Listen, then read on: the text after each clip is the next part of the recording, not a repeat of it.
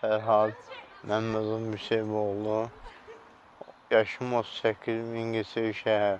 Mən buradan Sosial Müdafiə Nazirliyinə xahişimdir, mənə dəstəyiniz olsun. Aidiyyatı orqanlara müraciət edirəm, dövlətə müraciət edirəm. Mən 1988-ci ildə, 2009-da qılçamla sinir xəstəsi, 1988-ci ildə anadan olmuşam, 2009-dan qılçamdan zədəliyəm, köməyinizə üçün xahiş edirəm.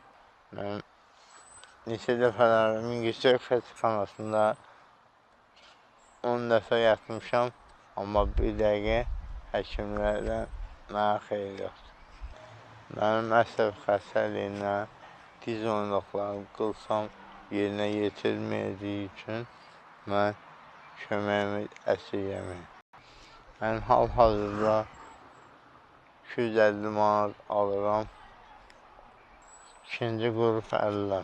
Mən Mingəçevir şəhəri İcra Hakimiyyətinə müraciət elədim, tərəf etmədilər mənə, razı olun.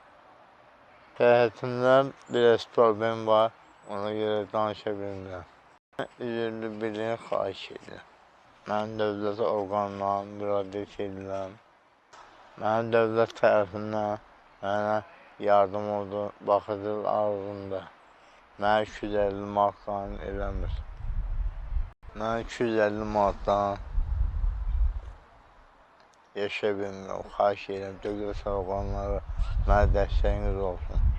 Mən, anam, bacım heç bir işləmir deyə, mən əliliyimə görə 250 manat mənə qane eləmir.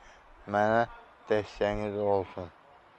Deyim, mən 250 manata görə birinci qrup 50-lik istəyirəm, işləmirəm, eləmirəm, işləmə qabiliyyətim də yoxdur. Heç yandan da mənim gəlir yerim yoxdur.